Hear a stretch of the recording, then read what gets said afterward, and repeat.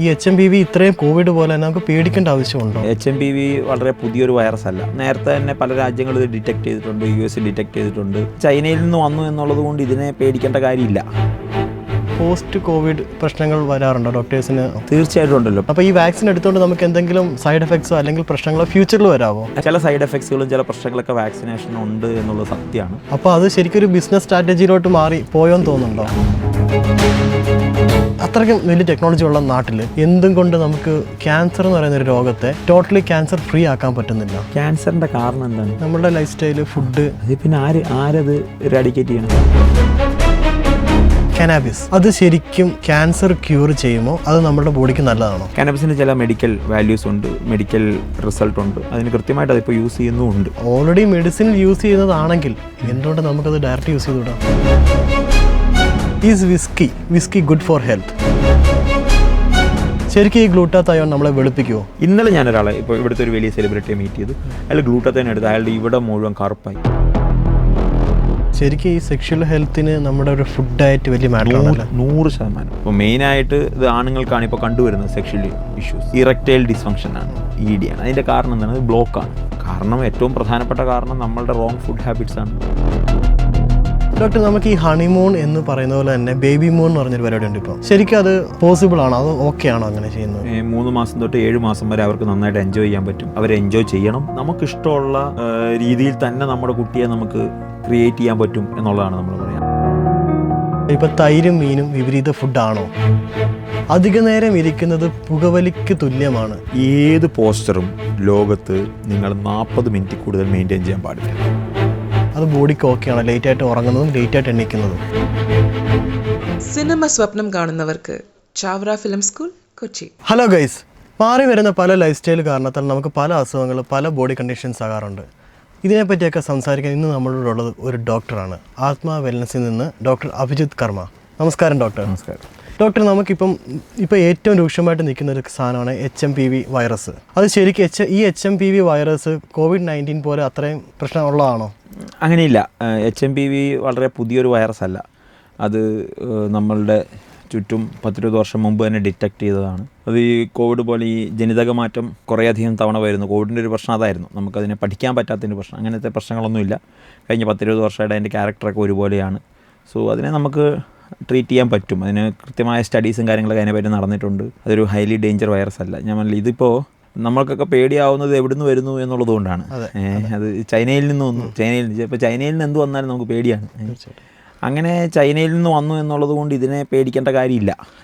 കാരണത്താൽ നമുക്ക് COVID-19 അപ്പോൾ അവിടെ നിന്ന് വന്ന സ്ഥിതിക്ക് നമുക്ക് എന്തായാലും ഒരു പേടി ഭയങ്കര. അല്ല, അതാ ഞാൻ പറഞ്ഞത്. ചൈന എന്നുള്ള പേര് കൊണ്ടോ അല്ലെങ്കിൽ ചൈനയിൽ നിന്ന് വരുന്നു എന്നുള്ളത് കൊണ്ടോ അതിനെ പേടിക്കേണ്ട ഒരു കാര്യമില്ല. HMPV പേടിക്കേണ്ട കാര്യമില്ല. നാളെ വേറൊരു വൈറസ് വന്നിട്ട് അതെന്താണെന്ന് എനിക്കറിയില്ല, വരുമോയെന്ന് എനിക്കറിയില്ല, വരാതിരിക്കട്ടെ. പക്ഷേ HMPV ഒരു പേടിക്കേണ്ട വൈറസ് അല്ല. അതിനെ നമുക്ക് ഓവർകം ചെയ്യാൻ പറ്റും. കൃത്യമായ ഇതിനെല്ലാത്തിനും കൃത്യമായ പ്രിക്കോഷൻ വേണം. കോവിഡിൽ ഇവിടെ നിലനിന്ന ആരാണ്? കോവിഡ് ഓവർകം ചെയ്ത് ആരോഗ്യമുള്ളവരാണ്. പക്ഷേ ഈ കോവിഡിന് അതുപോലെ തന്നെ മരണസംഖ്യയും കൂടിയിരുന്നു ഒരു കോവിഡ് വന്ന സമയത്ത്. അല്ല, ഞാൻ പറഞ്ഞത് ഈ കോവിഡ് നമുക്കൊരു വലിയൊരു പാനിക്കായിരുന്നു. അത് ഓൾ ഓവർ വേൾഡിൽ അതൊരു വലിയ പാനിക്കായി മാറി. അത് പുതിയ വൈറസ് ആയിരുന്നു. വലിയ ലോക്ക്ഡൗണിലേക്ക് കയറി. അതൊരു പുതിയ വൈറസ് ആയിരുന്നു. മെഡിക്കൽ സയൻസിൽ അതൊരു പുതിയ വൈറസ് ആയിരുന്നു. അതിനെപ്പറ്റി ഒന്നും നമുക്ക് അറിയില്ല. പക്ഷെ HMPVക്ക് അങ്ങനത്തെ പ്രശ്നങ്ങളില്ല. It was there before. നമ്മൾ അതിനെപ്പറ്റി പഠനങ്ങൾ നടന്നിട്ടുണ്ട്. പക്ഷേ ഇപ്പം മീഡിയയിൽ വന്നേക്കുന്ന എല്ലാം നമുക്കിപ്പം ചൈനയിൽ വന്ന് തുടങ്ങിയ ഒരു അസുഖമായിട്ട് പിന്നെ ഇന്ത്യയിലേക്ക് വരുന്നതെന്നാണ് ഇപ്പം ഈ മീഡിയസിലെല്ലാം കാണുന്നത്. അത് ശരിക്കും അത് പഠനങ്ങളുടെ കുറവാണ്. കാരണം അത് നേരത്തെ തന്നെ പല രാജ്യങ്ങളും ഇത് ഡിറ്റക്ട് ചെയ്തിട്ടുണ്ട്. US ഡിറ്റക്ട് ചെയ്തിട്ടുണ്ട്, ഇന്ത്യയിൽ ഡിറ്റക്ട് ചെയ്തിട്ടുണ്ട് നേരത്തെ. സോ അതൊരു പുതിയ സംഭവമല്ല.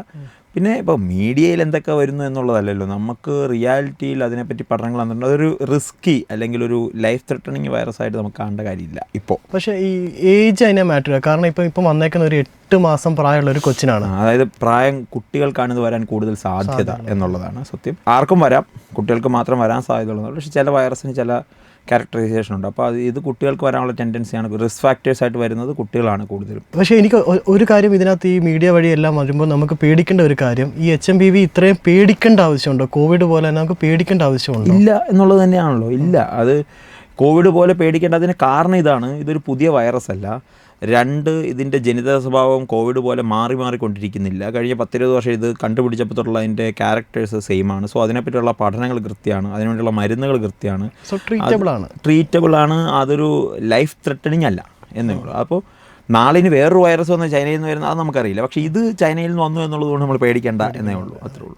ഈ ഇപ്പം കോവിഡ് കഴിഞ്ഞ് നിൽക്കുന്ന സമയം കൂടെ ആയതുകൊണ്ട് ഈ പോസ്റ്റ് കോവിഡ് പ്രശ്നങ്ങൾ വരാറുണ്ടോ ഡോക്ടേഴ്സിന്? ഇഷ്യൂസായിട്ടോ അല്ലെങ്കിൽ ഹെൽത്ത് ഇഷ്യൂസായിട്ടൊക്കെ ആരെങ്കിലുമൊക്കെ വരാറുണ്ടോ? തീർച്ചയായിട്ടും ഉണ്ടല്ലോ. പോസ്റ്റ് കോവിഡ് വളരെയധികം കൂടുതൽ ഇഷ്യൂസ് ഉണ്ട്. പോസ്റ്റ് വൈറൽ ഇൻഫ്ലമേഷൻ എന്നുള്ള രീതിയിൽ നമ്മുടെ ശരീരത്തിലുള്ളൊരു ചേഞ്ചാണ്. ഏറ്റവും കൂടുതൽ പോസ്റ്റ് കോവിഡ് ഇഷ്യൂസ് വരുന്നത് 2 കാര്യങ്ങളിലാണ്. ഒന്ന്, ഈ ആർത്രൈറ്റിസ്, ജോയിൻറ്റ് പെയിൻസ് വളരെയധികമായിട്ട് കൂടിയിട്ടുണ്ട് പോസ്റ്റ് കോവിഡിൽ. പിന്നെ ഈ പറഞ്ഞതുപോലെ കാർഡിയാക് ഇഷ്യൂസ്. ഇത് രണ്ടുമാണ് പോസ്റ്റ് കോവിഡിൽ അവരുടെ ഒരു ക്യാരക്ടർ ചേഞ്ച് കാരണം നമുക്കുണ്ടാകുന്നൊരു ഇഷ്യൂസ് നമ്മൾ ഫേസ് ചെയ്യുന്നത്. പക്ഷേ ഡോക്ടർ, നമ്മൾ ഈ ഓൾറെഡി കോവിഡ് വന്ന സമയത്ത് ഇതിന് വാക്സിൻസ് വന്നിരുന്നു. 2 വാക്സിൻസ് പല പേരുകളിൽ നമ്മൾ വന്നിരുന്നു. പക്ഷേ ഈ വാക്സിൻ എടുത്തിട്ട് പോലും മരണങ്ങളുണ്ടായി.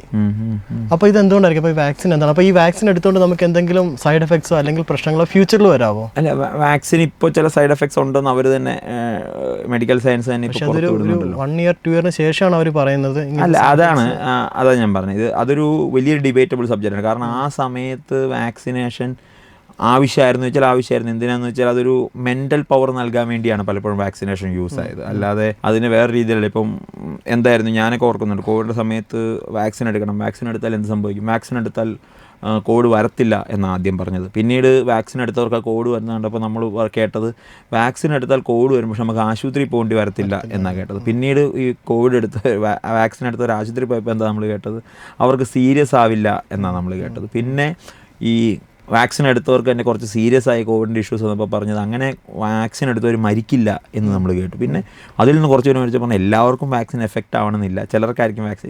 ഇതിങ്ങനെ മാറി മാറി വന്നിട്ടുണ്ട്. പക്ഷേ അതൊരു നമ്മൾ പറയത്തില്ലേ, ഒരു യുദ്ധകാലത്ത് നമുക്ക് എടുക്കേണ്ട തീരുമാനങ്ങൾ, അടിയന്തരമായി നമ്മൾ സ്വീകരിക്കേണ്ട നയങ്ങൾ. അപ്പോൾ അതിൻ്റെയൊക്കെ ഭാഗമായിട്ട് നമ്മളെല്ലാവരും വലിയൊരു ക്രൈസിസിന് മുമ്പിൽ, നമ്മൾ ഇന്ന് വരെ കണ്ടിട്ടില്ലാത്ത നമ്മളും ഇവിടുത്തെ ഭരണാധികാരികളും മെഡിക്കൽ സയൻസും എല്ലാവരും വലിയൊരു ക്രൈസിസിന് മുമ്പിൽ നിൽക്കുമ്പോൾ സാധ്യമായതെല്ലാം ചെയ്യുക എന്നുള്ളതാണ് ആ സമയത്ത് ഇത്. അപ്പോൾ ആ സമയത്ത് ചെയ്ത ചില തീരുമാനങ്ങൾ തെറ്റായിട്ടുണ്ട് എന്നുള്ളത് പിന്നീട് തെളിയിച്ചിട്ടുണ്ട്. അപ്പോൾ അതുപോലൊരു ഇപ്പോൾ വാക്സിന് സൈഡ് എഫക്ട്സ് ഉണ്ട്, ചില കാര്യങ്ങൾ അതിൽ ഒഴിവാക്കേണ്ടതായിരുന്നു. ഇപ്പോൾ മെഡിക്കൽ സയൻസ് പഠിച്ചു വരുന്നുണ്ട്. ചില സൈഡ് എഫക്ട്സുകളും ചില പ്രശ്നങ്ങളൊക്കെ വാക്സിനേഷൻ ഉണ്ട് എന്നുള്ളത് സത്യമാണ്. പക്ഷേ അത് ആ സമയത്ത് വാക്സിനേഷൻ ഇല്ലാതിരുന്നെങ്കിൽ എന്നൊരു ചോദ്യത്തിന് വലിയ പ്രസക്തിയില്ല. കാരണം ആ സമയത്ത് വാക്സിനേഷൻ വിൽ പവർ കൊടുക്കാൻ വലിയൊരു ഭാഗമായിരുന്നു. യെസ് നമ്മൾ പലർക്കും, എനിക്കറിയാം, എൻ്റെ പേഴ്സണലി തന്നെ എനിക്കറിയാവുന്ന പലരും ഒരാൾ കോവിഡ് ഇല്ലാത്ത ഒരാൾ കോവിഡുള്ള 3 പേരോടെ യാത്ര ചെയ്തിട്ട് വന്നിട്ട് എന്നോട് പറഞ്ഞു, എൻ്റെ കൂടെ വന്ന 3 പേർക്ക് കഴിഞ്ഞ ദിവസം കോവിഡ് ഇത് ചെയ്തു. അപ്പോൾ നിങ്ങൾക്ക് കോവിഡ് വന്നില്ല? ഇല്ലില്ല, എനിക്ക് കോവിഡ് വന്നില്ല, കാരണം എനിക്ക് കോവിഡ് വരത്തില്ല, കാരണം ഞാൻ വാക്സിനേഷൻ ചെയ്തിട്ടുണ്ട്. Mental power. അതെ, അതൊരു വിൽ പവറായിട്ട് അവരെ ഹെൽപ്പ് ചെയ്തിട്ടുണ്ട്. ഇനി സൈഡ് എഫക്ട്സ് ഉണ്ട് എന്ന് ഓരോ ദിവസം കഴിയുന്നതോറും വരും. പക്ഷേ ആ സമയത്ത് നമുക്ക് പലപ്പോഴായിട്ട് മീഡിയയിൽ വന്നുകൊണ്ടിരുന്നത് കാര്യം ഈ വാക്സിനേഷൻ എന്ന് പറയുന്നതിന് ഒരു വലിയ ബിസിനസ്സാണ്. ഓൾറെഡി ഇത് എടുക്കുന്നവർ മരിക്കുന്നു. നമ്മൾ എന്തൊക്കെ നമ്മൾ മെൻ്റലി നമ്മൾ ഓക്കെ ആണെന്ന് പറഞ്ഞാലും ഈ ഒരു മെഡിസിൻ എടുത്തവരും കോവിഡ് വന്നാൽ കാരണത്താൽ മരിക്കുന്നുണ്ട്. അപ്പോൾ അത് ശരിക്കും ഒരു ബിസിനസ് സ്ട്രാറ്റജിയിലോട്ട് മാറി പോയോന്ന് തോന്നുന്നുണ്ടോ? ആ ഒരു കൊമേഴ്ഷ്യൽ ആസ്പെക്റ്റ് ഇതിനെ കാണുകയാണെങ്കിൽ കോവിഡിൽ കുറേയധികം കൊമേഴ്ഷ്യൽ സംഭവങ്ങൾ നമ്മൾ കണ്ടിട്ടുണ്ട് ഇല്ലേ? അത് വാക്സിനേഷനിൽ മാത്രം ഒതുക്കണമെന്നില്ല. മാസ്ക് ഇട്ടവർ കോവിഡ് വന്നില്ലേ? സാനിറ്റൈസർ തേച്ചവർ കോവിഡ് വന്നില്ലേ? സോ ഇവിടെ എല്ലാം ഒരു ബിസിനസ് ആസ്പെക്ട്. ഇതെല്ലാം ഒരു പ്രിവെന്റ് ചെയ്യാനുള്ള സാധനങ്ങളാണ്. അല്ല, ഇതിലെല്ലാം ഒരു ബിസിനസ് ആസ്പെക്ട് ഉണ്ടായിരുന്നു ആ സമയത്ത്. നമ്മളെ പേടിപ്പിച്ചിരുന്നു ഇല്ലേ? ഇപ്പം സാനിറ്റൈസർ തേച്ചുകൊണ്ട് മാത്രം കോവിഡ് വരാതിരിക്കും എന്നുണ്ടോ? ഇല്ല. അപ്പോൾ ആ സമയത്ത് ഇതിൻ്റെ ഒരു ബിസിനസ് ആസ്പെക്ട് കണ്ടാൽ ഇതിലെല്ലാം ബിസിനസ് കണ്ടിട്ടുണ്ട് എന്നാണ് ഞാൻ പറഞ്ഞത്. അപ്പോൾ ബിസിനസ് കാഴ്ചയിലൂടെ അല്ലെങ്കിൽ ബിസിനസ് കണ്ണിലൂടെയാണ് നിങ്ങൾ കാണുന്നതെങ്കിൽ വാക്സിനേഷൻ ഉൾപ്പെടെ, മാസ്ക് ഉൾപ്പെടെ, സാനിറ്റൈസർ ഉൾപ്പെടെ ഇതിലെല്ലാം വേണമെങ്കിൽ ഒരു ബിസിനസ് കണ്ണ് കാണാം. ഇപ്പം മാസ്ക് ഉപയോഗിച്ചിട്ട് പ്രിവെൻഷൻ ചെയ്തിട്ടും കോവിഡ് വരുന്നില്ലായിരുന്നു, ഉണ്ടായിരുന്നു. നമ്മൾ മറ്റേ PPT കിറ്റ് ഇട്ടിട്ട് വരുന്നില്ലായിരുന്നു, ഉണ്ടായിരുന്നു. അപ്പോൾ അങ്ങനെ നോക്കിയാൽ അതിലെല്ലാം ഒരു ബിസിനസ് ഉണ്ട്. പക്ഷേ ആ സമയത്ത് അത്ര ആവശ്യമായിരുന്നു. നമുക്കൊരു മെൻ്റലി അല്ലെങ്കിൽ നമുക്ക് തന്നെ ഒരു ബോധം വരണമായിരുന്നു, നമുക്കൊന്നും സാധിക്കില്ല, നമുക്കൊന്നും വരില്ല, നമ്മൾ പ്രൊട്ടക്റ്റഡാണ്. ആ സമയത്ത് അത് ആവശ്യമായിരുന്നു, അത്രേ ഉള്ളൂ. അപ്പോൾ നമുക്ക് നമ്മുടെ ടെക്നോളജി ഭയങ്കരമായിട്ട് വളർന്നു, നമ്മൾ ബഹിരാകാശത്ത് വരെ പോകുന്നു. നമുക്ക് അത്രയ്ക്കും വലിയ ടെക്നോളജി ഉള്ള നാട്ടിൽ എന്തും കൊണ്ട് നമുക്ക് ക്യാൻസർ എന്ന് പറയുന്ന ഒരു രോഗത്തെ ടോട്ടലി ക്യാൻസർ ഫ്രീ ആക്കാൻ പറ്റുന്നില്ല? ക്യാൻസറിന് വാക്സിനേഷനൊക്കെ റഷ്യയിൽ കണ്ടുപിടിച്ചു എന്നൊരു ന്യൂസ് വരുന്നുണ്ട്. പോസിറ്റിവിറ്റിയാണ്, വരുവാണെങ്കിൽ വരട്ടെ. ക്യാൻസറിൻ്റെ കാരണം എന്താണ്? നമ്മുടെ ലൈഫ് സ്റ്റൈൽ, ഫുഡ്. അത് പിന്നെ ആരത് ഇറാഡിക്കേറ്റ് ചെയ്യണം? പക്ഷേ എന്നാലും ഡോക്ടർ, നമുക്കിപ്പോൾ ഇവിടെ വരുന്ന വെജിറ്റബിൾസ്, ഇപ്പോൾ നമ്മുടെ വെജിറ്റബിൾ ഏറ്റവും നല്ലതെന്ന് പറഞ്ഞാൽ നമുക്കത് വെളിയിൽ നിന്നാണ് വരുന്നത്. അത് ഞാൻ ഇന്നലെ ഒരു ഓറഞ്ച് മേടിച്ചു, അത് എഴുതിയേക്കുന്ന മറ്റേ മണാലി കസോളി എന്നുള്ള അതിൻ്റെ പേര് തന്നെ എങ്ങനെയാണ്? സാധാരണ ശരിക്കും ഒരു നല്ല ഫ്രൂട്ട് ആണെങ്കിൽ അത് എന്തായാലും ഒരാഴ്ചക്കുള്ളിൽ അത് ചീത്തയായി പോകേണ്ടതാണ്. ഇത് അവിടുന്ന് വന്ന് ഇവിടെ വന്ന് ഇരുന്ന് ഇവിടെ പിന്നെയും കടയിലിരിക്കുന്നു. അല്ല, അതാ പറഞ്ഞു, ഇതിൽ ഗ്ലോബൽ ഡെവലപ്മെന്റ് എന്ത് ചെയ്യാൻ പറ്റും? ഇത് ഉണ്ടാവുന്നത് നമ്മുടെ ലൈഫ് സ്റ്റൈൽ കൊണ്ടല്ലേ. അങ്ങനെ ക്യാൻസർ പോലെ തന്നെ ഇപ്പോൾ ഡയബറ്റിക് ഇല്ലേ ഇവിടെ? അതിനെന്താ ഇറാഡിക്കേറ്റ് ചെയ്യാൻ പറ്റാത്ത? ലോകത്ത് ബഹിരാകാശ കണ്ടുപിടുത്തങ്ങൾക്കപ്പുറം ഇത് ഉണ്ടാവുന്നതിൻ്റെ റീസൺ നമ്മളല്ലേ. നമ്മുടെ ലൈഫ് സ്റ്റൈൽ കൊണ്ട് നമ്മളുടെ ചുറ്റുപാടുള്ള നമ്മൾ മലയാളിക്ക് പണിയെടുക്കാൻ. ഇപ്പം ഡോക്ടർ പ്രശാന്ത് സാറ് നമ്മുടെ അഗ്രികൾച്ചറിൻ്റെ ഡിപ്പാർട്ട്മെൻറ്റിൽ ഇരുന്നപ്പോൾ ഒരു ഇൻ്റർവ്യൂ കൊടുത്തിട്ടുണ്ട്. ഗംഭീര ഇൻ്റർവ്യൂ ആണ്. അതിൽ ഞാൻ അദ്ദേഹത്തെ നേരിട്ട് കണ്ടപ്പോൾ അദ്ദേഹം എന്നോട് പറഞ്ഞതാണ്, മലയാളിക്ക് ആവശ്യമുള്ള ഇവിടുത്തെ ഫ്രൂട്ട്സ് ഉണ്ടല്ലോ, ഒരു ഫ്രൂട്ട്സിൻ്റെ പോലും 10% കൂടുതൽ നമ്മളിവിടെ ഉൽപ്പാദിപ്പിക്കുന്നില്ല. മലയാളിക്ക് ടോട്ടലി ആവശ്യമുള്ള വാട്ടർമെലൻ്റെ 5-3% നമ്മളിവിടെ ഉൽപ്പാദിപ്പിക്കുന്നത്. നമുക്കിവിടെ സാധനം ഇല്ലാഞ്ഞിട്ടാണോ? നമുക്കിവിടെ സംവിധാനം ഇല്ലാഞ്ഞിട്ടാണോ? അദ്ദേഹം കൊല്ലത്ത് ഒരു ഗവൺമെൻറ് പ്രോപ്പർട്ടിയിൽ എത്രയോ ഏക്കറിൽ തെങ്ങും തോപ്പിൽ യങ്സ്റ്റേറ്റുള്ള ഈ മലയാളി യങ്സ്റ്റേഴ്സ് ബാംഗ്ലൂരിൽ കർണാടകത്തിലൊക്കെ ഭൂമി എടുത്ത് കൃഷി ചെയ്യുന്നുണ്ട്. ആ 2 പേരെ കൊണ്ടുവന്നിട്ട് ഒരു തെങ്ങും തോപ്പിൽ വാട്ടർമെലൻ കൃഷി ചെയ്യാൻ പറഞ്ഞു. 3 മാസത്തെ വാട്ടർമെലൻ കൃഷി കൊണ്ട് എത്ര ലാഭം ഉണ്ടെന്നറിയോ? നിങ്ങൾക്ക് ഊഹിക്കാൻ പറ്റുമോ? എത്ര രൂപയായിരിക്കും ഒരു 3 മാസം ഒരു തണ്ണിമത്തൻ കൃഷി ചെയ്തിട്ട് എത്ര രൂപ ലാഭം ഉണ്ടായി കാണും? ലക്ഷങ്ങൾ. എബോവ് 3 crore ആണ് അവർക്ക് ലാഭം ഉണ്ടായത് 3 മാസം കൊണ്ട് തണ്ണിമത്തൻ കൃഷി ചെയ്തിട്ട്. സോ ഇത് നമുക്ക് മനസ്സിലാവാഞ്ഞിട്ടാണ്. ഇപ്പം നിങ്ങൾ ഈ പറഞ്ഞ കസോളിൽ നിന്നുള്ള ആപ്പിളോ ഓറഞ്ചോ നിങ്ങൾ കഴിക്കുന്നുണ്ടെങ്കിൽ അത് ഇവിടെ ഉണ്ടാക്കാൻ സാധിക്കാഞ്ഞിട്ടല്ല. ചിലപ്പം സീസണൽ വൈസ് അല്ലെങ്കിൽ ക്ലൈമറ്റ് വൈസ് ചില ദിവസം, പക്ഷെ ഭൂരിഭാഗം സംഭവം കൂടെ ഉണ്ടാക്കാൻ പറ്റും. നമ്മൾ മുല്ലപ്പെരിയാറിൻ്റെ പേരിൽ തമിഴ്നാടിനോട് ബഹളം കൂടുമ്പോഴും തമിഴ്നാട് നിന്ന് കണ്ണൂരിട്ടിയാൽ നമുക്ക് എല്ലാം വിട്ടുകൊടുക്കേണ്ടി വരുന്നത് നമ്മൾ പട്ടിണിയാവും എന്നുള്ളതുകൊണ്ടാണ് ബേസിക്കലി. അപ്പോൾ ഇത് ഈ ക്യാൻസർ എന്നുള്ളതിൻ്റെ അടിസ്ഥാനമായ റീസൺ വേറെ ആരുമല്ല, നമ്മളാണ്. പക്ഷേ സ്റ്റിൽ ഈ ടെക്നോളജി ഇപ്പോഴും അതിലായിട്ട് തന്നെയാണ് ഞാൻ വരുന്നത്. ടെക്നോളജി ഇത്രയും വളർന്നപ്പോഴും നമുക്ക് അതിനൊരു COVID-19 വന്നു, നമുക്ക് വാക്സിനേഷൻ എന്ന് പറയുന്നത് എന്തെങ്കിലുമൊക്കെ വന്നു. പക്ഷേ സ്റ്റിൽ ഈ ക്യാൻസർ എന്ന് പറയുമ്പോൾ നമുക്ക് റേഡിയേഷൻസ്, സർജറീസ് അങ്ങനെയൊക്കെ വരുന്നുണ്ട്. പക്ഷെ അതിനൊരു പ്രോപ്പർ അതിൻ്റെ റീസൺ ഈ നിങ്ങളീ പറഞ്ഞ ഒന്നും അല്ലെന്നേ. ഇതിൻ്റെ റീസൺ നമ്മളാണെന്നേ. ഇപ്പം നിങ്ങളീ പറഞ്ഞ ഒരു ലൈഫ് സ്റ്റൈൽ ഇഷ്യൂ ആയി മാറിയിരിക്കുക ക്യാൻസർ. ഇപ്പം ഇതിൻ്റെ ദൈനംദിന ജീവിതത്തിൽ നമ്മുടെ ജീവിത ക്രമീകരണങ്ങളും നമ്മുടെ ജീവിതത്തിൽ നമ്മളെ ചിട്ടകളും കൊണ്ട് വരുന്നൊരു സംഭവത്തെ നിങ്ങൾക്ക് ലോകത്ത് ഏത് കണ്ടുപിടുത്തം കൊണ്ടും അതിജീവിക്കാൻ പറ്റത്തില്ല. അത് മനുഷ്യൻ നന്നാവാൻ തീരുമാനിക്കാതെ നിങ്ങൾ ഈ ക്യാൻസർ എന്നുള്ള പോലത്തെ ഇറാഡിക്കേറ്റ് സാധ്യമല്ല. അതിന് എത്ര വലിയ ടെക്നോളജി, എത്ര വലിയ കണ്ടുപിടുത്തങ്ങൾ ഈ നാട്ടിൽ നടന്നാലും നമ്മൾ നന്നാവണം എന്ന് തീരുമാനിക്കാതെ ഈ സാധനം നമ്മളിന്ന് വിട്ട് പോകത്തില്ല. ഐഡിയലായിട്ട് ജീവിക്കാൻ തീരുമാനിച്ചു, ക്യാൻസർ വരുന്നൊന്നും പ്രശ്നമല്ല. ക്യാൻസറിനെ കൃത്യമായ ഡയറ്റിലൂടെ ഓവർകം ചെയ്ത് എത്ര പേരെ നിങ്ങൾക്ക് വേണം? I will give you thousands of example. എനിക്കറിയാം 100 കണക്കിന് ആൾക്കാരെ. അതുകൊണ്ട് ഇതിനെ ഓവർകം ചെയ്യാൻ പറ്റില്ലെന്നുമല്ല, ഇതിനെ ഓവർകം ചെയ്യാൻ പറ്റും, ഇത് വരാതിരിക്കാനും പറ്റും, ഇതിനെ പ്രിക്കോഷൻ എടുക്കാനും പറ്റും. പക്ഷേ അതിനെല്ലാം വേണ്ടത് നമ്മളുടെ ജീവിതം കൃത്യമായി ചിട്ടപ്പെടുത്തുക എന്നുള്ളതാണ്. ഡോക്ടർ, ഇത് ഇനിയും ചോദിക്കാൻ പോകുന്ന ഒരു ചോദ്യം, ലൈക്ക് അത് ഓൾറെഡി കുറേ രാജ്യങ്ങളിൽ ചർച്ച ചെയ്തുകൊണ്ടിരിക്കുന്ന ഒരു കാര്യമാണ് കാനാബിസ്. അത് ശരിക്കും ക്യാൻസർ ക്യൂർ ചെയ്യുമോ? അത് നമ്മുടെ ബോഡിക്ക് നല്ലതാണോ? ഇപ്പോഴും നമ്മുടെ നാട്ടിൽ ചില മെഡിസിൻസിൽ കാനബിസിൻ്റെ ചെറിയ കണ്ടന്റ് അവർ യൂസ് ചെയ്യുന്നുണ്ട് എന്നുള്ളതാണ് സത്യം. അതുകൊണ്ട് തന്നെ അത് ചില മെഡിക്കൽ കണ്ടീഷനിൽ കാനബിസ് നമ്മൾ യൂസ് ചെയ്യുന്നുണ്ട്, അതിപ്പോഴും നമ്മൾ യൂസ് ചെയ്യുന്നുണ്ട്. അത് കാനബിസ് ക്യാൻസറിൽ മാത്രമല്ല ചില വേറെ മെഡിക്കൽ കണ്ടീഷനിലും കാനബിസ് യൂസ് ചെയ്യുന്നുണ്ട്. സോ അതിൻ്റെ അർത്ഥം ഇത് എല്ലാവർക്കും ഇവിടെ കൊടുക്കാൻ പറ്റും എന്നുള്ളതല്ല. കാനബിസിന് ചില മെഡിക്കൽ വാല്യൂസ് ഉണ്ട്, മെഡിക്കൽ റിസൾട്ട് ഉണ്ട്, അതിന് കൃത്യമായിട്ട് അതിപ്പോൾ യൂസ് ചെയ്യുന്നുമുണ്ട്.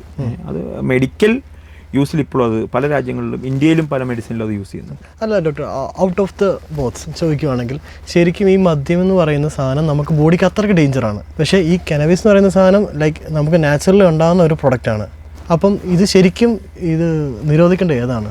നമ്മൾ ആസ് എ ഡോക്ടർ നോക്കുകയാണെങ്കിൽ രണ്ടും നിരോധിക്കണമെന്നാണോ അതോ?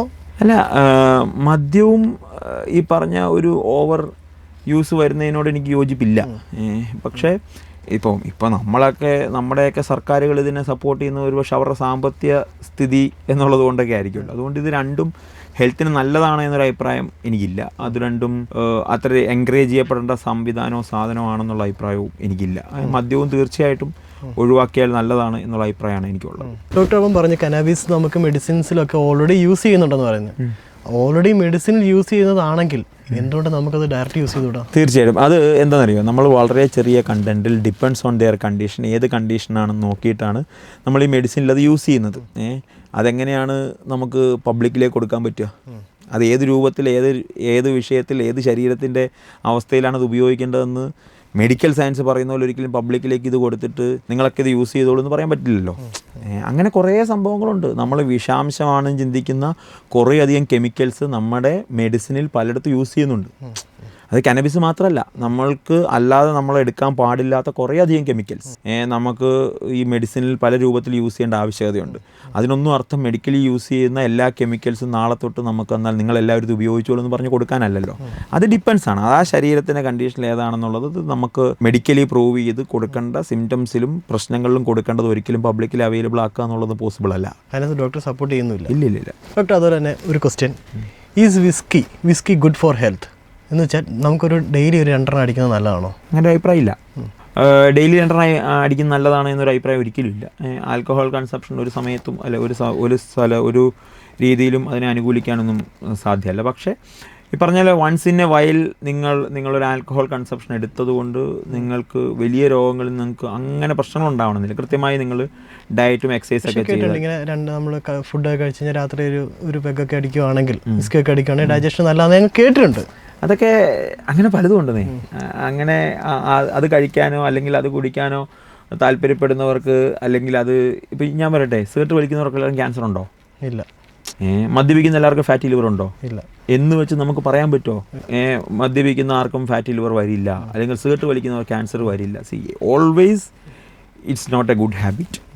അതിൻ്റേതായ പ്രശ്നങ്ങളുണ്ട്, അതിൻ്റേതായ ബോഡിയിൽ നിങ്ങൾക്ക് അതിൻ്റെ ദോഷങ്ങളുണ്ട്. പക്ഷെ അത് വളരെ ചെറിയ കണ്ടൻറ്റിൽ ഡെയിലി യൂസ് ചെയ്യുന്നത് കൊണ്ട് വളരെ വിസിബിളായിട്ടുള്ള പ്രശ്നങ്ങൾ കാണുന്നില്ല എന്നതിനർത്ഥം അത് നല്ലതാണെന്നോ അത് ഉപയോഗിക്കുന്നതിനകത്ത് ബോഡിക്ക് പ്രശ്നമില്ലെന്നോ എന്നുള്ളതല്ല. ഇപ്പോൾ എല്ലാവരും പുറകെ പോകുന്ന ഒരു മെഡിസിൻ ഉണ്ട്, ഗ്ലൂട്ടാതയോൺ. ശരിക്കും ഈ ഗ്ലൂട്ടാതയോൺ നമ്മളെ വെളുപ്പിക്കുമോ അതോ നമുക്ക് എന്തെങ്കിലും കറുപ്പിക്കുമോ? കറുപ്പിക്കുമെന്നല്ല. ഗ്ലൂട്ടാതയോൺ ഇത് കിങ് ഓഫ് ആൻറ്റി ഓക്സിഡൻറ്റ് എന്നാണ് പറയുക. നമ്മുടെ ശരീരത്തിലുള്ളൊരു കണ്ടൻറ്റാണ്. പക്ഷെ അത് കുറച്ചുകൂടി കൂടുതലായി നമ്മുടെ ശരീരത്തിലേക്ക് നമ്മൾ ഇഞ്ചെക്ട് ചെയ്യുന്നു എന്നുള്ളതാണ്. അത് ടാബ്ലറ്റിൻ്റെ രൂപത്തിൽ, ഇഞ്ചക്ഷൻ രൂപത്തിലൊക്കെ നമ്മൾ കഴിക്കുന്നുണ്ട്. ഇപ്പോൾ നിങ്ങൾ ഈ പറഞ്ഞാൽ ഞാൻ ഈ പറയുന്നത് ഈ ഗ്ലൂട്ടാതയോണെ വെറും വെളുപ്പിക്കാനുള്ളൊരു സാധനമാക്കി നിങ്ങൾ അണ്ടർ എസ്റ്റിമേറ്റ് ചെയ്യരുത് എന്നുള്ളതാണ്. അങ്ങനെയാണ് ശരിക്കും മാർക്കറ്റ് ചെയ്യുന്നത്. കാരണം ഇത് ചെയ്ത് കഴിഞ്ഞാൽ നമ്മൾ വെളുക്കും. എപ്പോഴും മലയാളിക്ക് അതാണല്ലോ വേണ്ടത്. പണ്ട് മുടി വളരാൻ വേണ്ടി മാത്രം നമ്മൾ കുറേ എണ്ണ തേച്ചിട്ടുണ്ടല്ലോ, മുഖം വെളുക്കാൻ വേണ്ടി മാത്രം നമ്മൾ ക്രീം തേച്ചിട്ടുണ്ടല്ലോ. അപ്പോൾ വെളുപ്പ്, മുടിയുടെ വളർച്ച, ഈ സൗന്ദര്യം എന്നുള്ളത് മലയാളി നല്ല ലോകത്ത് എല്ലാവരുടെയും വലിയൊരു മാർക്കറ്റാണ്. പിന്നെ ഈ നമ്മൾ വെളിയിലെ രാജ്യങ്ങളിലൊക്കെ പോയാൽ വെളുക്കുക എന്നുള്ളത് അവർക്ക് വലിയ മാറ്ററൊന്നുമില്ല. ഞാൻ US ട്രാവൽ ചെയ്യുമ്പോൾ നമ്മളിവിടെ വലിയ സൗന്ദര്യമില്ല എന്ന് തെറ്റിദ്ധരിക്കുന്ന ഇരുനിറമുള്ളവരെയും അല്ലെങ്കിൽ കറുത്ത നിറമുള്ളവരെയൊക്കെ അവരാണ് അവിടുത്തെ ഏറ്റവും വലിയ സെലിബ്രിറ്റികൾ. സോ മലയാളിക്ക് പ്രത്യേകിച്ച് വെളുപ്പ് എന്നുള്ളത് വലിയ മാറ്ററാണ്. അതുകൊണ്ട് ഈ വെളുക്കാൻ വേണ്ടി എന്ത് തേച്ചാൽ, ഇപ്പോൾ ഇടയ്ക്ക് വയനാട്ടിലോ അവിടെ എവിടെയൊക്കെ ഒരു ക്രീമൊക്കെ തേച്ചിട്ട് എന്തോ ഒരു സംഭവമൊക്കെ ഉണ്ടായിരുന്നില്ല. അതുകൊണ്ട് അതുപോലത്തെ സാധനമാണ് ഇപ്പോൾ. അതല്ല ശരിക്കും. ദയവേത് ഈ ഗ്ലൂട്ടാതയോൺ നിങ്ങൾ അതുമായിട്ടൊന്നും കമ്പയർ ചെയ്യരുത് എന്നുള്ളതാണ് എനിക്ക് റിക്വസ്റ്റ് ചെയ്യുന്നത്. അതാ പറഞ്ഞു, ഈ ഗ്ലൂട്ടാതയോൺ ഒരു കിങ് ഓഫ് ആൻറ്റി ഓക്സിഡൻ്റ് ആണ്. നമ്മളുടെ ശരീരത്തിലെ കുറേയധികം കാര്യങ്ങൾക്ക് നല്ല രീതിയിൽ പരിഹാരം കൊണ്ടുവരാൻ പറ്റുന്നൊരു കണ്ടൻറ്റാണ്. അത് നമ്മുടെ ശരീരത്തിലുണ്ട്, പക്ഷെ അത് കൂടുതലായിട്ട് നമുക്ക് ഇഞ്ചെക്ട് ചെയ്യുക എന്നുള്ളതാണ് നമ്മൾ ചെയ്യുന്നത്. അത് തൈറോയിഡ് കണ്ടീഷന് നന്നായിട്ട് ഹെൽപ്പ് ചെയ്യുന്നതാണ്. അതുകൂടാതെ ഈ പറഞ്ഞതുപോലെ ലിവറിനെ നന്നായിട്ട് ഡീറ്റോക്സിഫൈ ചെയ്യുന്ന ഒന്നാണ്. അതും ഇപ്പോൾ പറഞ്ഞ HMBV പോലുള്ള വൈറസുകളുണ്ടല്ലോ, ഈ ആൻറ്റി വൈറലായിട്ട് നന്നായിട്ട് ആക്ട് ചെയ്യുന്ന ഒന്നാണ് ഗ്ലൂട്ടാതയോൺ. സോ അങ്ങനെ ഹെൽത്ത് വൈസ് നോക്കിയാൽ ഒത്തിരി കാര്യങ്ങളിൽ ഗുണമുള്ള ഒന്നാണ് ഗ്ലൂട്ടാതയോൺ. പക്ഷേ അത് ഒരു വീഡിയോ ഇട്ടിട്ട് ഗൈസ് നിങ്ങൾക്ക് വെളുക്കണമെങ്കിൽ പോയി എടുത്തോളൂ എന്ന് പറയാൻ പറ്റുന്നൊരു സാധനമല്ല. അതിനു മുമ്പ് കൃത്യമായി ഡോക്ടറെ കൺസൾട്ടേഷൻ എടുത്ത് നിങ്ങളുടെ ശരീരത്തിന് നീഡഡ് ആണോ എന്നറിഞ്ഞ് അതിനുശേഷം മാത്രമേ ഇതെടുക്കാവുള്ളൂ. ഇന്നലെ ഞാനൊരാളെ, ഇപ്പോൾ ഇവിടുത്തെ ഒരു വലിയ സെലിബ്രിറ്റിയെ മീറ്റ് ചെയ്തു. അയാൾ ഗ്ലൂട്ടാതയോൺ എടുത്ത് അയാളുടെ ഇവിടെ മുഴുവൻ കറുപ്പായി. അയാളുടെ ശരീരത്തിന് അത് ആവശ്യമില്ലാത്തതാണ്. അതുകൊണ്ട് ഈ ഗ്ലൂട്ടാതയോൺ എടുത്താൽ ഉടനെ നിങ്ങൾക്ക് അങ്ങനെയല്ല. ഡിപ്പെൻഡ്സ് ഓൺ ഇൻഡിവിജ്വൽ ആണ്. അതിൻ്റെ ടോട്ടലി അതിൻ്റെ ക്യാരക്ടർ പറയുമ്പോൾ യെസ് യു ക്യാൻ ടെൽ അതൊരു കിങ് ഓഫ് ആൻറ്റി ഓക്സിഡൻ്റ് ആണ്. ലിവറിന് നല്ലതാണ്, തൈറോയിഡിനെ കണ്ട് കുറയ്ക്കും, ഈ ഇതുപോലുള്ള വൈറൽ ഇൻഫെക്ഷൻസ് പുറത്തു വരാൻ നമ്മളെ ഹെൽപ്പ് ചെയ്യും. പക്ഷേ അതൊരു ജനറൽ സ്റ്റേറ്റ്മെൻ്റ് അല്ല. അത് നിങ്ങളുടെ ബോഡിക്ക് വേണ്ടതാണോ എന്ന് ചെക്ക് ചെയ്തതിന് മാത്രം. പക്ഷെ നമ്മുടെ ബോഡിക്ക് വേണ്ടതാണ് നമ്മളിതെടുത്ത് നമുക്ക് ലിവർ എല്ലാം ക്ലിയർ ചെയ്യുവാണെങ്കിൽ ചിലപ്പോൾ നമ്മുടെ സ്കിന്ന് ബ്രൈറ്റൻ ആകത്തില്ലേ? അല്ല, സ്കിൻ വൈറ്റൻ ആവും. അത് മെലാനിൻ്റെ സെക്രീഷനാണ്. ഇപ്പോൾ സ്കിന്നിൻ്റെ ബ്ലാക്ക് കളർ ഉണ്ടാകുന്ന മെലാനിൻ്റെ സെക്രീഷനെ കുറയ്ക്കുമ്പോഴാണ് ഗ്ലൂട്ടാതയോൺ നിങ്ങൾക്ക് വൈറ്റ് എഫക്റ്റ് തരുന്നത്. അത് സത്യസന്ധമായിട്ട് പറഞ്ഞാൽ ഗ്ലൂട്ടാതയോൺ ഒരു സൈഡ് എഫക്ട്സ് പോലത്തെ ഒരു എഫക്റ്റ് ആണ്, ഒരു മെയിൻ എഫക്റ്റ് അല്ല. ശരിക്കും അത് സൈഡ് എഫക്റ്റ് ആണ്. സൈഡ് എഫക്റ്റ് എന്നല്ല, ഒരു വേറൊരു എഫക്റ്റ് ആണത്. മെലാനിൻ്റെ പ്രൊഡക്ഷൻ കുറയ്ക്കുമ്പോൾ നിങ്ങൾ വെളുക്കുന്നതാണ്. അത് ഞാൻ പറഞ്ഞില്ലേ, അത് എടുക്കാനുള്ളൊരു സാധനമാണെന്ന് പറഞ്ഞിട്ട് കുറേ പേര് അത് ഇൻട്രൊഡ്യൂസ് മാർക്കറ്റ് ചെയ്തു. ചെയ്യുന്നുണ്ട്. ചിലർക്കത് ഫാറ്റി ലിവറിൽ ഹെൽപ്പ് ആയവരെ എനിക്കറിയാം. ഈവൻ വെളുക്കാൻ വേണ്ടി തേച്ചിട്ട് അല്ലെങ്കിൽ വെളുക്കാൻ വേണ്ടി ആ സാധനം ഇഞ്ചെക്ട് ചെയ്തിട്ട് പിന്നെ അത് ഫാറ്റി ലിവർ ഉണ്ടായിട്ട് അവർക്ക് നന്നായിട്ട് ഗുണം ചെയ്തതായിട്ട് എനിക്കറിയാം. സോ അങ്ങനെ ഒരു പർപ്പസിനാണെങ്കിൽ അത് എടുക്കുന്നതിന് വിരോധമില്ല, പക്ഷേ എടുക്കുന്നതിന് മുമ്പ് ഡോക്ടേഴ്സിൻ്റെ ഒരു കൺസൾട്ടേഷൻ ആവശ്യം. അപ്പോൾ ഇത് കണ്ടിന്യൂസ് ഇപ്പോൾ ചിലർ ചെയ്യുന്നുണ്ട്, കണ്ടിന്യൂസ് ആയിട്ട് ഇതിൻ്റെ സെലിബ്രിറ്റീസ് ഉൾപ്പെടെ കണ്ടിന്യൂസ് ആയിട്ട് എടുക്കുന്നുണ്ട്. അപ്പോൾ അത് ഫ്യൂച്ചറിൽ അത് ഒരു സൈഡ് എഫക്റ്റ് ആയിട്ട് നമുക്ക് വരുമോ? ഫോർ എ ലോങ് ടൈം ഇത് എടുത്താൽ അത് സൈഡ് എഫക്ട്സ് ആയിട്ട് വരുന്നതാണ്. പക്ഷേ അങ്ങനെ നമ്മുടെ ശരീരത്തിൽ ഇത് പെട്ടെന്ന് അത് കൂടത്തില്ല. അത് കൂടി ടോക്സിറ്റി ആവാനുള്ള സാധ്യത വളരെ കുറവാണ്. ഡോക്ടർ, നമുക്ക് ഈ ഹണിമൂൺ എന്ന് പറയുന്ന പോലെ തന്നെ ബേബി മൂൺ എന്ന് പറഞ്ഞൊരു പരിപാടി ഉണ്ട്. ഇപ്പോൾ എന്ന് വെച്ച് കഴിഞ്ഞാൽ പ്രഗ്നൻ്റ് ആയതിനു ശേഷം ഒരു 5 മാസം തൊട്ട് ഒരു 3 മാസത്തേക്ക് നമുക്ക് ട്രാവൽ ചെയ്യാം. ശരിക്കും അത് പോസിബിൾ ആണോ, അത് ഓക്കെ ആണോ അങ്ങനെ ചെയ്യുന്നത്? കുഴപ്പമൊന്നുമില്ല. ഈ പറഞ്ഞ പ്രഗ്നൻ്റ് സമയത്ത് ഉണ്ടാവാൻ സാധ്യതയുള്ള കോംപ്ലിക്കേഷൻസിനെ പറ്റി കൃത്യമായി പഠിക്കുക, അവർക്ക് വേണ്ട കൃത്യമായ പറഞ്ഞ ഭക്ഷണവും എക്സസൈസൊക്കെ ചെയ്യുക എന്നുള്ളതേ ഉള്ളൂ. 3 മാസം തൊട്ട് 7 മാസം വരെ അവർക്ക് നന്നായിട്ട് എൻജോയ് ചെയ്യാൻ പറ്റും. അവർ എൻജോയ് ചെയ്യണം. അവർക്ക് മെൻ്റൽ പീസ് ഭയങ്കര പ്രധാനപ്പെട്ടതാണ്. നിങ്ങൾക്ക് ആ സമയത്തുണ്ടാകുന്ന നിങ്ങളുടെ ചുറ്റുമുള്ള കാര്യങ്ങൾ വളരെ പ്രധാനം. നമുക്ക് പ്രത്യേക കോഴ്സുകളൊക്കെ നമ്മൾ കൊടുക്കുന്നുണ്ട്. കാരണം നമ്മൾ പലപ്പോഴും പറയുക ആത്മയിൽ നമ്മൾ കൊടുക്കുന്നുണ്ട്. കാരണം എന്താണെന്നറിയോ, നമ്മൾ പറയുന്നത് ഈ നമുക്കിഷ്ടമുള്ള രീതിയിൽ തന്നെ നമ്മുടെ കുട്ടിയെ നമുക്ക് ക്രിയേറ്റ് ചെയ്യാൻ പറ്റും എന്നുള്ളതാണ് നമ്മൾ പറയുക. ആ സമയത്ത് നിങ്ങൾ തന്നെ ഒരു പഠനം എടുത്തോളൂ. ആ ഒരു പ്രഗ്നൻസിയുടെ സമയത്ത് ഓവർ സ്ട്രെസ്ഡ് ആയിട്ടും വറിയായിട്ടും പോയ അമ്മമാരുടെയൊക്കെ കുട്ടികൾക്ക് വളരെ കോമൺ ആയിട്ട് കുറേ ഇഷ്യൂസ് കാണുന്നുണ്ട്. നേരെ മറിച്ച് ആ ഹാപ്പിനെസ്സിൽ പോയ വളരെ സന്തോഷത്തോടു കൂടി പോയ സമയത്തുള്ളവർക്ക് അതിൻ്റേതായ ചേഞ്ച് സ്വാഭാവികമായിട്ടുണ്ടാവും. നമ്മളുടെ സറൗണ്ടിങ്സിൽ നിന്നുകൂടി ആ അമ്മയിലേക്ക് നമ്മൾ കൊടുക്കുന്ന വൈബ്രേഷൻസ് സ്വാഭാവികമായിട്ടും ആ കുട്ടിയിൽ കൃത്യമായിട്ട് പ്രതിഫലിക്കും. ഇനി ഹണിമൂൺ പോവുക അല്ലെങ്കിൽ ബേബി മൂൺ പോവുക, യാത്രകൾ പോവുക എന്നുള്ളതിനപ്പുറം മെൻ്റൽ പീസ് ഉറപ്പ് വരുത്തുക, കൃത്യമായി എക്സസൈസ് ചെയ്യുക, നമ്മളുടെ ബ്ലഡ് ചെക്കപ്പ് കൃത്യമായിട്ട് പോവുക, അതിന് വേണ്ട ചേഞ്ചസ് നോക്കുക, വൈറ്റമിൻസിൻ്റെ ഡെഫിഷ്യൻസി നോക്കുക, അതൊക്കെയാണ് ഏറ്റവും പ്രധാനപ്പെട്ടത്. അതൊക്കെ കൃത്യമായിട്ട് ചെയ്യുക എന്നുള്ളതാണ്. കൃത്യമായിട്ടൊരു ഡയറ്റും കാര്യങ്ങളും ആ സമയത്ത് വളരെ പ്രധാനപ്പെട്ടത്. ഡോക്ടർ, അതുപോലെ തന്നെ വന്നേക്കുന്ന ഒരു ന്യൂസാണ്, കോഫി കുടിക്കൂ, ആരോഗ്യകരമായി 2 വർഷം കൂടുതൽ ജീവിക്കൂ. ശരിക്കും ഈ കോഫിയുടെ കണ്ടന്റ് നമ്മളെല്ലാം ഡെയിലി, ഇപ്പം നമ്മുടെ നാട്ടിൽ നമ്മൾ സ്ഥിരം ഉപയോഗിക്കുന്ന സാധനമാണ് കോഫി എന്ന് പറഞ്ഞാൽ, നമുക്ക് മാറ്റാൻ പറ്റത്തില്ല കോഫി ഓർ ടീ. അപ്പോൾ ശരിക്കും ഇത് കണ്ടിന്യൂസ്ലി കുടിക്കുന്നത് നല്ലതല്ലെന്ന് ഞാൻ കേട്ടിട്ടുണ്ട്. കാരണം അതിനകത്ത് ഡ്രഗ്സ് കാര്യങ്ങളൊക്കെ ഉള്ളതുകൊണ്ട്. പക്ഷേ അത് ഞാൻ ഡോക്ടർ സപ്പോർട്ട് ചെയ്യുന്നത്. എന്താണ് അതിൻ്റെ കണ്ടന്റ്? ഇത് അഗെയിൻ ഡിപ്പെൻസ് ഓൺ ഇൻഡിവിജ്വലാണ്. ഇപ്പോൾ ചായ ഒരു നല്ല ആൻറ്റി ഓക്സിഡൻ്റ് ആണ്. അപ്പോൾ ഹാർട്ടുമായിട്ട് ബന്ധപ്പെട്ട പ്രശ്നമുള്ള ഒരു ചായ കുടിക്കുന്നതിന് വിരോധമില്ല. യൂറിക് ആസിഡ് കുറയ്ക്കാൻ കോഫി സഹായിക്കും. യൂറിക് ആസിഡ് കുറയ്ക്കാൻ നിങ്ങൾക്ക് കോഫി സഹായിക്കും. രണ്ടിലും പഞ്ചസാര ഞാൻ സപ്പോർട്ട് ചെയ്യുന്നില്ല, രണ്ടിലും പഞ്ചസാര ഉപയോഗിക്കരുത്. എഗെയിൻ ഇത് പാൽ ഉപയോഗിക്കണോ പാൽ ഉപയോഗിക്കണ്ടോ അതൊരു ക്വസ്റ്റ്യനാണ്. അപ്പോൾ പാൽ ഉപയോഗിക്കാൻ പാടുണ്ടോ?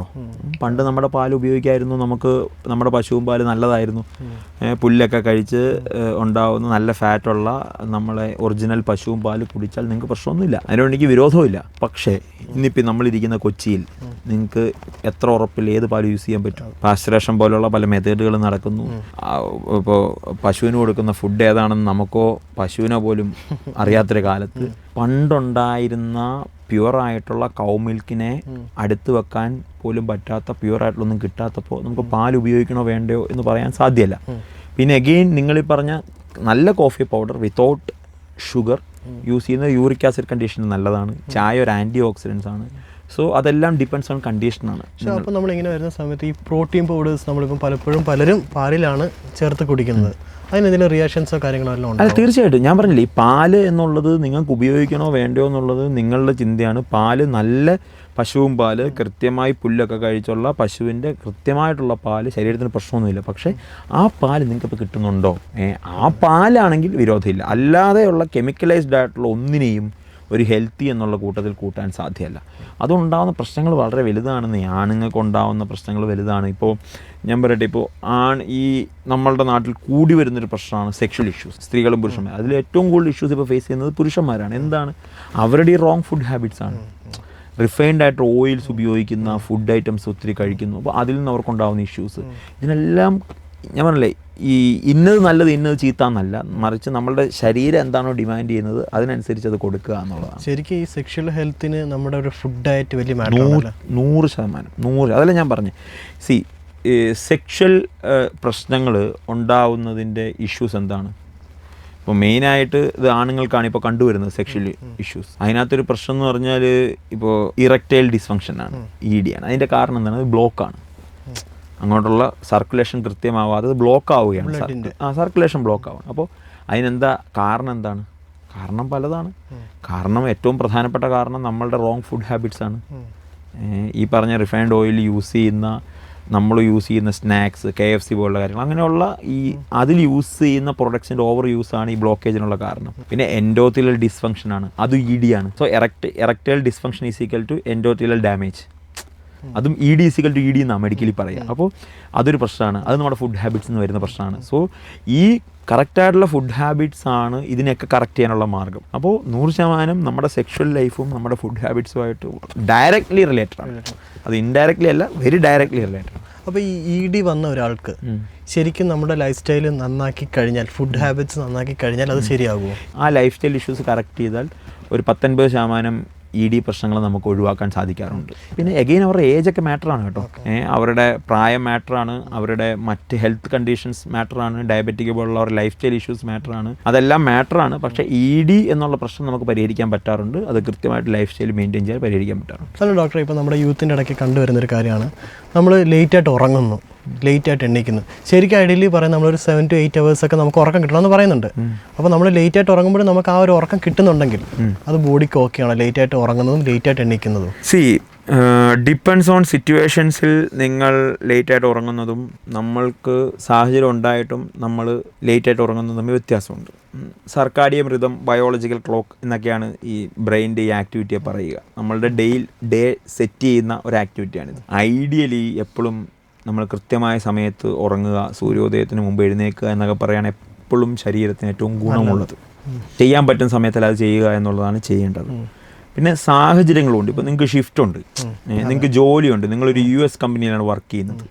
അപ്പോൾ എനിക്ക് ഒരിക്കലും നിങ്ങളോട് വാശി പിടിക്കാൻ സാധ്യമല്ല. പക്ഷേ ചെയ്യാൻ പറ്റുന്ന എന്താണ്, നിങ്ങൾക്ക് ഈ പറഞ്ഞതുപോലെ കൃത്യമായി 7 അല്ലെങ്കിൽ 7 മണിക്കൂർ ഉറക്കം, കൃത്യമായി ഒരു 7 മണിക്കൂർ ഉറക്കം നിങ്ങളുണ്ടെന്ന് ഉറപ്പ് വരുത്തുക. രാത്രി കിടക്കുന്നതിനൊരു 4-5 മണിക്കൂർ മുമ്പാണ് നിങ്ങളുടെ ഡിന്നർ കഴിച്ചതെന്ന് ഉറപ്പ് വരുത്തുക.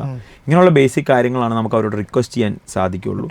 പറ്റുമെങ്കിൽ ഏറ്റവും ഐഡിയൽ നമ്മളുടെ ഈ പറഞ്ഞ രാത്രി ഒരു 10 മണിയൊക്കെ കഴിഞ്ഞ് കിടന്ന് ഉറങ്ങുന്നതും രാവിലെ ഒരു 6 മണിയൊക്കെ ആകുമ്പോൾ എണീക്കുന്നതുമാണ് ഏറ്റവും നല്ലത്. ഡോക്ടർ, അതുപോലെ തന്നെ അധിക നേരം ഇരിക്കുന്നത് പുകവലിക്ക് തുല്യമാണ് എന്ന് നമ്മൾ കേട്ടിട്ടുണ്ട്. ശരിക്കും സത്യമാണോ? Long sitting is new smoking, അങ്ങനെ എന്തോ ഒരു സംഭവം അല്ല, കേട്ടിട്ടുണ്ട്. അത് തീർച്ചയായിട്ടും എന്താണ് അതിൻ്റെ അർത്ഥം? അതിൻ്റെ അർത്ഥം അധിക നേരം ഇരിക്കുന്നത് നമ്മുടെ ശരീരത്തിൽ നമുക്ക് കുറേ പ്രശ്നങ്ങൾ ഉണ്ടാക്കും എന്നുള്ളതാണ്. പുകവലി കൊണ്ട് നമുക്കുണ്ടാവുന്ന പോലെ ലോങ് സിറ്റിങ്ങിൽ നമ്മുടെ ശരീരത്തിന് കുറേ പ്രശ്നങ്ങൾ ഉണ്ടാക്കും. അത് ശരീരത്തിന് ഡിസ്കിൻ്റെ ഇഷ്യൂസ് ആകാം, നമുക്ക് ശരീരത്തിന് മറ്റു പ്രശ്നങ്ങളാകാം, ഈ ഡൈജഷൻ്റെ ഇഷ്യൂസ് ആകാം. ഏത് പോസ്ചറും ലോകത്ത് നിങ്ങൾ 40 മിനിറ്റ് കൂടുതൽ മെയിൻറ്റെയിൻ ചെയ്യാൻ പാടില്ല. അപ്പോൾ 40 മിനിറ്റിൽ നിങ്ങൾ എഴുന്നേറ്റ് നിങ്ങളുടെ ശരീരത്തിൻ്റെ പോസ്ചർ മാറ്റിയേ പറ്റത്തുള്ളൂ. അതുകൊണ്ടാണ് നമ്മുടെ സ്കൂളുകളിൽ നമ്മളുടെ ഒരു ക്ലാസ് 40 മിനിറ്റ്സ് എന്നുള്ളത്, അല്ലെ 45 മിനിറ്റ്സ് എന്നുള്ളതാവുന്നത്. സോ അതുകൊണ്ട് തന്നെ ലോങ് സിറ്റിംഗ് എന്നല്ല, ലോങ് സ്റ്റാൻഡിങ് ആയിട്ടോ ലോങ് സിറ്റിംഗ് ആയിക്കോട്ടെ, ലോങ് ടൈമിൽ ഏത് പൊസിഷൻ, ഇപ്പോൾ വണ്ടി ഓടിക്കുകയാണെങ്കിൽ every 40 minutes you have to stop. ഒരു 5 മിനിറ്റ് നിങ്ങൾ റെസ്റ്റ് എടുക്കണം. അത് സ്വാഭാവികമായിട്ട് സംഭവിക്കേണ്ടതാണ്. അത് ആ ഒരു ലോങ് സിറ്റിംഗ് എന്നുള്ളത് ഒഴിവാക്കി നിങ്ങൾ അതിന് കൃത്യമായ ഇടവേളകൾ കൊടുത്താൽ അത് വളരെ നല്ലതാണ്. ഡോക്ടർ, അതുപോലെ തന്നെ നമുക്ക് ഈ ഷുഗർ ഉള്ളവർക്ക് ഫ്രൂട്ട്സ് കഴിക്കാൻ പറ്റുമോ? തീർച്ചയായിട്ടും കഴിക്കാമല്ലോ. ഷുഗർ ഉള്ളവർക്ക് ഫ്രൂട്ട്സ് കഴിക്കാം. ഈ പറഞ്ഞ അരിയിലും ഗോതമ്പിലും ഈവൻ റാഗിയിലുള്ളതിനേക്കാളൊക്കെ എത്രയോ കുറവാണ് ഫ്രൂട്ട്സിലുള്ള ഗ്ലൂക്കോസിൻ്റെ കണ്ടൻറ്റ്. ഷുഗർ ഉള്ളവർക്ക് ഉറപ്പായിട്ടും ഫ്രൂട്ട്സ് കഴിക്കാം. അതിൽ ചില സീസണൽ ഫ്രൂട്ട്സ്, അമിതമായി പഴുത്ത ചക്ക, അമിതമായി പഴുത്ത മാങ്ങ, അമിതമായി പഴുത്ത ഏത്തപ്പഴം, ഇതൊക്കെ സീസണലാണ്. അത് മാത്രം ഒന്ന് നോക്കി കഴിക്കുക എന്നുള്ളതേ ഉള്ളൂ. പക്ഷേ ബാക്കിയുള്ള എല്ലാ ഫ്രൂട്ട്സുകളും തന്നെ നമുക്ക് കഴിക്കുന്നതിന് ഒരു വിരോധവും നമ്മുടെ ഇതിലില്ല. ഡോക്ടർ, നമ്മളിങ്ങനെ വിപരീത ഫുഡ് എന്ന് പറഞ്ഞ് കേട്ടിട്ടുണ്ട്. എന്ന് വെച്ചാൽ ഇപ്പോൾ തൈരും മീനും വിപരീത ഫുഡാണോ? അങ്ങനെ ഫുഡിന് അങ്ങനെയൊക്കെ ഉണ്ടോ? അഗെയിൻ വിപരീത ഫുഡ് എന്ന് പറഞ്ഞാൽ നേരത്തെ നമ്മൾ ഡിസ്കസ് ചെയ്തൊരു പോയിന്റിലേക്ക് തന്നെ വരും. നമ്മൾ ഈ വിപരീത ഫുഡ് എന്ന് നമ്മൾ പറയുന്ന പലതും ഉണ്ടല്ലോ, ഈ 2 പ്രോട്ടീനാണ് അല്ലെങ്കിൽ 2 കാർബാണ്. അപ്പം അത് ഐഡിയലായിട്ട് നമുക്ക് മുമ്പുള്ളവർ ഇത് രണ്ടും ഒരുമിച്ച് കഴിക്കേണ്ട എന്ന് വെച്ച് പറയുന്നതാണ്. മനസ്സിലായോ? അപ്പോൾ ഒരു പ്രോട്ടീൻ കഴിക്കുമ്പോൾ നിങ്ങളിപ്പോൾ ഒരു കാർബായിരിക്കും കഴിക്കേണ്ടത്, ഒരു ഫാറ്റ് കഴിക്കുമ്പോൾ നിങ്ങൾ ഫൈബർ ആയിരിക്കും കഴിക്കേണ്ടത്. അതുകൊണ്ട് ഈ 2 ഫാറ്റ്, 2 കാർബ്, 2 പ്രോട്ടീനൊക്കെയാണ് പലപ്പോഴും ഇത് വിപരീത ഫുഡ് എന്ന് പറയുന്നത്. കാരണം അത് ഒരുമിച്ച് കഴിക്കേണ്ടതല്ല, ഏതെങ്കിലും ഒന്ന് കഴിച്ചാൽ മതി എന്നുള്ളതുകൊണ്ട്. ഇപ്പോൾ നിങ്ങൾ ഈ പറഞ്ഞ തൈരും മീനും എന്നുള്ളതൊക്കെ അതാണ് ഈ പറഞ്ഞത്, ഒരേ പ്രോട്ടീനോ ഒരേ ഫൈബറോ ഒരേ കാർബോ ഒന്നും ഒരുമിച്ച് കഴിക്കേണ്ട എന്നുള്ളത് കൊണ്ടാണ്. അത് സൈഡ് എഫക്റ്റ് ആയിട്ട് അത് കഴിച്ചാൽ ഉടനെ നിങ്ങൾക്ക് വലിയ റിയാക്ഷൻ ഒന്നും ഉണ്ടാവാൻ സാധ്യതയില്ല, അങ്ങനത്തെ പ്രശ്നങ്ങളൊന്നുമില്ല. പക്ഷേ അത് ഒഴിവാക്കുമ്പോൾ സംഭവിക്കുന്ന ഒരു ഐഡിയൽ പ്ലേറ്റ് ആയിട്ട് ഫുഡ് മാറും എന്നുള്ളതാണ്. ഡോക്ടർ, അതുപോലെ തന്നെ നമ്മൾ ഈ ഫുഡ് കഴിക്കുന്ന സമയത്ത് വെള്ളം കുടിക്കുക, അത് നമുക്ക് പണ്ട് മുതലേ പറഞ്ഞ് കേൾക്കുന്നതാണ്, അത് ഡേഞ്ചറാണ്, ഫുഡ് കഴിക്കുമ്പോൾ വെള്ളം കുടിക്കില്ലെന്ന്. ഇത് ശരിക്കും ഉള്ളതാണോ? ഡൈജഷൻ ഇഷ്യൂസ് ഉള്ളതാണോ? ഇതിന് മൂന്നിനും എൻ്റെ കയ്യിൽ റിസർച്ച് പേപ്പറുണ്ട്. ഫുഡ് കഴിക്കുന്നതിന് അരമണിക്കൂർ മുമ്പ് വെള്ളം കുടിക്കുന്നത് നല്ലതാണ് എന്ന് പറയുന്നതിനും റിസർച്ച് പേപ്പറുണ്ട്. ഫുഡ് കഴിച്ചുകൊണ്ടിരിക്കുമ്പം വെള്ളം സിപ്പ് ചെയ്ത് കുടിച്ചുകൊണ്ട് ഫുഡ് കഴിക്കുന്നത് നല്ലതാണെന്ന് പറയുന്നതിനും പേപ്പറുണ്ട്.